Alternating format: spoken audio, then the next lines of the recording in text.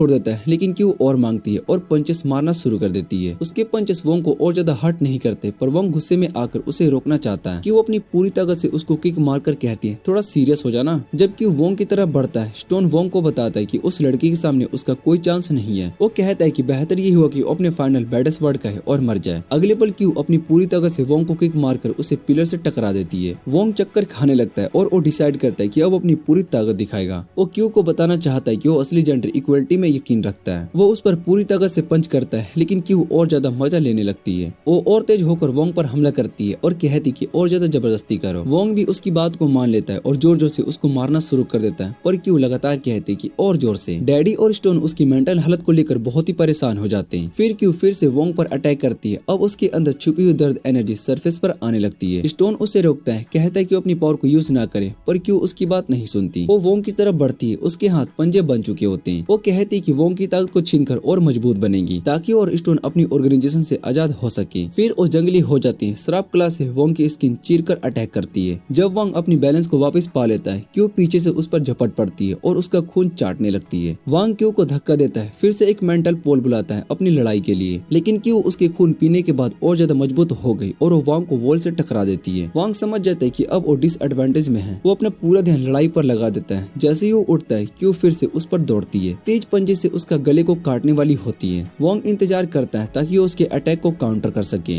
लेकिन क्यू उसके पंच से बचकर उस पर जंप करके अटैक करती है। वो अपनी छुपी हुई एनर्जी फिर से रिलीज करती है। वांग समहाउ अटैक को डॉज कर लेता है, फिर पोल से मारने की कोशिश करने लगता है, पर क्यू अब और ज्यादा तेजी से चलती है और अचानक से उसके अटैक से बचती है। फिर उसके पीछे चली जाती है उसका खून और ताकत चूसने के लिए। जब वांग उसे धक्का देता है, क्यू अपने ऊपर कंट्रोल खो बैठती है। उसकी डार्क एनर्जी एक भेड़िए की शक्ल ले लेती है उसके आसपास। स्टोन समझ जाता है कि वो खतरनाक हालत में आ रही है। वो तुरंत उसके प्रेशर पॉइंट पर पिन फेंकता है ताकि वो बेहोश हो जाए। वोंग हैरान होता है क्योंकि उसने ऐसा कुछ देखा जो कि उसने सोच से बाहर था। वोंग ओपोनेंट्स को देखता ही रह जाता है।